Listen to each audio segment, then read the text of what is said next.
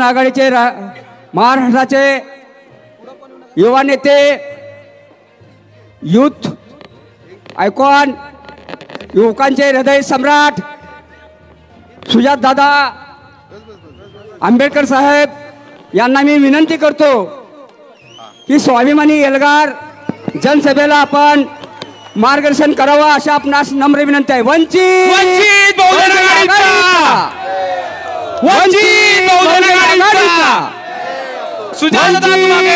आघाडीचा सुजात दादा आंबेडकर साहेब तुम आगे बढ़ो, सुजात दादा आंबेडकर साहेब तुम आगे बढ़ो, प्रकाश जी तथा बाळा साहेब आंबेडकर आगे बढ़ो। धन्यवाद। चला बाजूला पाठीमागे सर्वजण।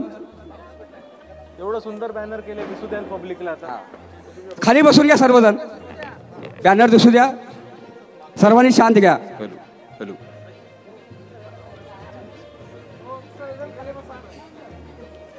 शेवटपर्यंत आवाज येतोय?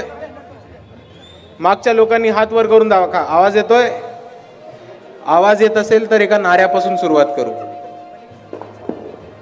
डॉक्टर बाबासाहेब आंबेडकरांचा विजय असो, वंचित बहुजन आघाडीचा विजय असो। जय जय जय जय जय भीम, जय भीम, जय भीम। बाळासाहेब आंबेडकर तुम आगे बढ़ो, हम तुम्हारे साथ हैं।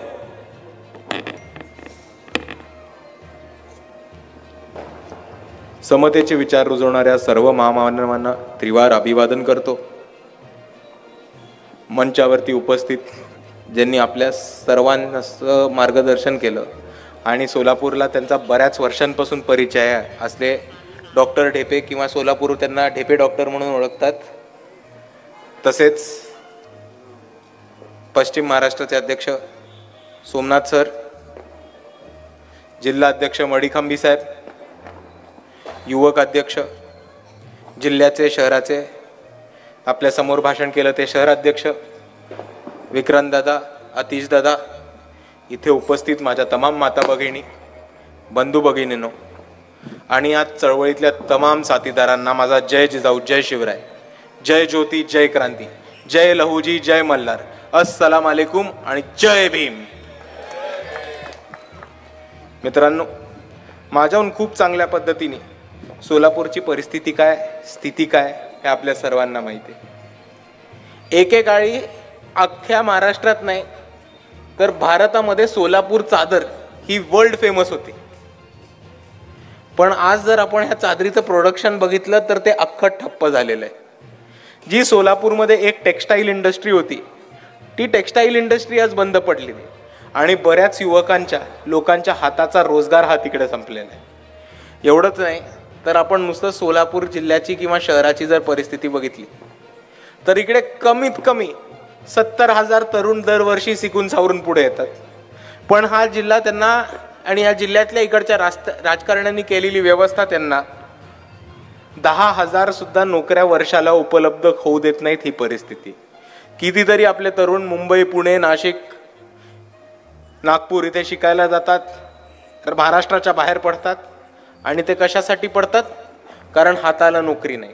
आणि जर ही परिस्थिती बदलायची असेल तर त्याच्यावरती एकच उपाय, तो म्हणजे ज्या ज्या लोकांच्या हातामध्ये आतापर्यंत सत्ता दिली होती त्यांना घरी बसवा आणि इकडच्या लोकांनी स्वतः आपल्या हातामध्ये सत्ता घ्या। आता ज्यांच्यापर्यंत सत्ता होती त्यांनी लुटून खाल्लंय। सरकारचे कॉलेजेस, सरकारचे इन्स्टिट्यूशन्स, सरकारच्या शाळा या बंद पाडून स्वतःचे प्रायव्हेट इन्स्टिट्यूशन्स, खाजगी शाळा, खाजगी कॉलेजेस हे चालू केलेत। जो इकडे MIDCचा प्रकल्प होता तो MIDCचा प्रकल्प छोटा छोटा करत आणून स्वतःचे कारखाने चालू केलेत आणि इकडच्या तरुणांचा, इकडच्या नागरिकांच्या, इकडच्या कष्टकऱ्यांचा, गोरगरिबांचा लूटमार करून स्वतःचे खिशे भरण्याचा कारभार इकडच्या सत्ताधाऱ्यांनी केलेला आहे। आणि जर तो तुम्हाला कारभार ह्यांचा बंद करायचा असेल तर ह्यांच्या हातातनं सत्तेची तिजोरी काढा, यांच्या ढुंगणाखालनं सत्तेची खुर्ची काढा आणि बरोबर ही लोक लाईनीवरती येतील, एवढं आपण बघून ठेवा।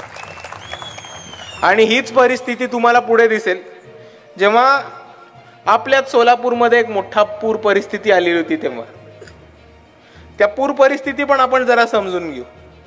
हे मान्य करतो की मागच्या 2 महिन्यांमध्ये गेल्या 25-30 वर्षांमध्ये जो पाऊस बघितला नव्हता तेवढा पाऊस सोलापूर जिल्ह्याने बघितलाय.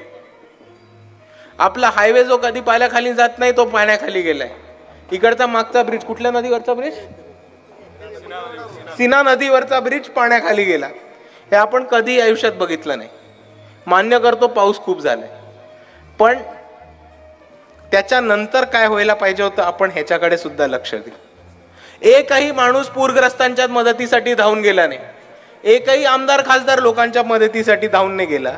आणि दुसऱ्या बाजूला सरकारने निधी जी जाहीर केली होती ती मदत नाही तर तिकडच्या पूरग्रस्तांच्या तोंडावरचा अपमान होता अशी परिस्थिती. तुम्ही मदत काय जाहीर केली बघा. जर एका माणसाचं घर 2 दिवसापेक्षा जास्त पाण्याखाली असेल तर त्याला 5,000 रुपये देतात. किती? 5,000. 5,000मध्ये एका तरी कुटुंबाचा होणार आहे का एका दिवसासाठी? नाही. ज्याच्या घरामध्ये 2 दिवसापेक्षा जास्त पाणी गेलंय त्याचा कितीतरी लाखांचं कितीतरी हजारांचं नुकसान गेलंय. त्याच्या घरामधल्या हजारांच्या गोष्टीचा मालमत्तेचं नुकसान झालंय. उद्या त्याच्या घराची भिंत खिळखिळी होते, भिंत पडू शकते, स्लॅब पडू शकते, लोकांचा जीव जाऊ शकतो. बांधकाम करायचं असेल तर साधी एक भिंतीचं फाउंडेशन 5,000मध्ये होत नाही आजकाल. आणि इकडची सरकार लोकांना 5,000 रुपये देतात. दुसऱ्या बाजूला जर आपण बघितलं तर शेतकऱ्यांना किती मदत देत होते? हेक्टरला 8,500 रुपये. तुम्ही समजून घ्या परिस्थिती. 8,500 रुपये एका हेक्टराला. अरे तो शेतकरी एका हेक्टराचा मालक आहे, त्याला 8,500 पुरणार आहेत का? नाही. पण इकडची सरकार 8,500 लिहून शेतकऱ्यांना गप्प भरू इच्छिते. या सरकारला अजूनही कळलं नाहीये की शेतकरी राजा इकडचा आहे. शेतकरी आहे तो, भिकारी नाहीये तुमच्या दरबारात उभं राहण्यासाठी. पण तरी 8,500 देऊन इकडचा मोठा अपमान करण्यात आला. आणि ह्याच पूरग्रस्तांना, ह्याच पूर परिस्थितीमध्ये ज्यांचं नुकसान झालंय, ज्यांची ढोरं वाहून गेलीत, ज्यांची शेत जमीन पाण्याखाली गेली, ज्यांच्या घराचं नुकसान झालंय, तिकडे धावून जायला एकही आमदार गेला का? नाही. 6 आमदार आहेत भाजप मित्र पक्षांचे या जिल्ह्यामध्ये, एकही आमदार धावून गेला नाही. कोणीही मदतीचा हात पुढे केला नाही. का?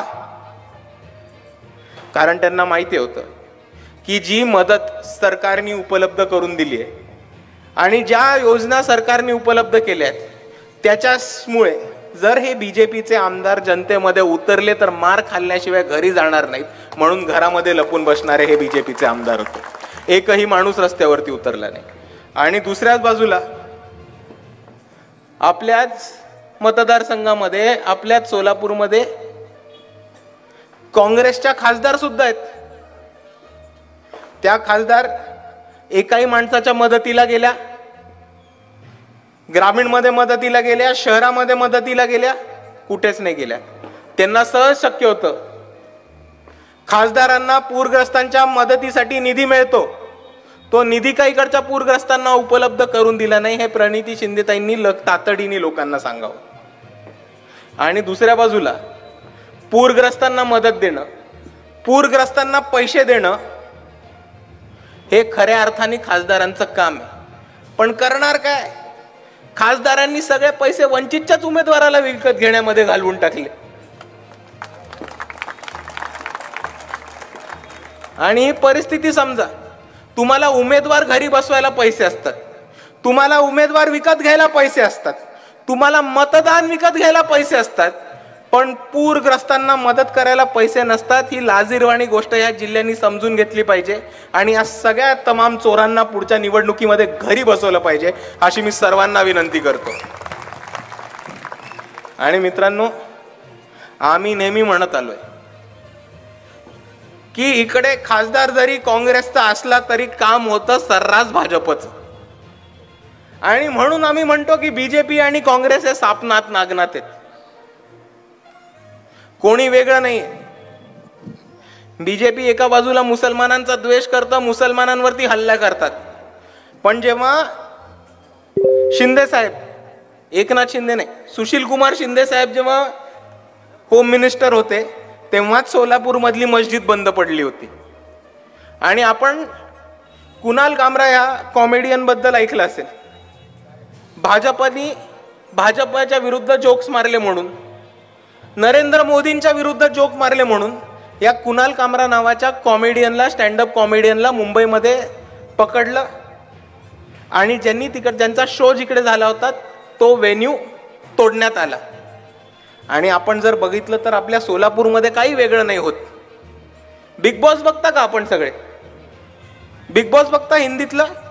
त्याच्यावरती एक पोरगा आहे महाराष्ट्रातला, ठाण्यातला पोरगा एक प्रणित मोरे नावाचा. प्रणित मोरे सोलापूरमध्ये आलेला स्टँडअप शो करायला. शिखर पारिया नावाचा कोणतरी माणूस आहे, मला अजून कळलं नाही माणूस कोण आहे.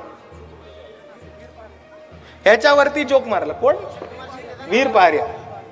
ते जो कोण पहारिया असतील त्यांच्यावरती एक जोक मारला आणि प्रणिती शिंदेच्या गुंड्यांनी जाऊन तिकडच्या तिकडे त्यांना तुडवण्याचं काम केलं.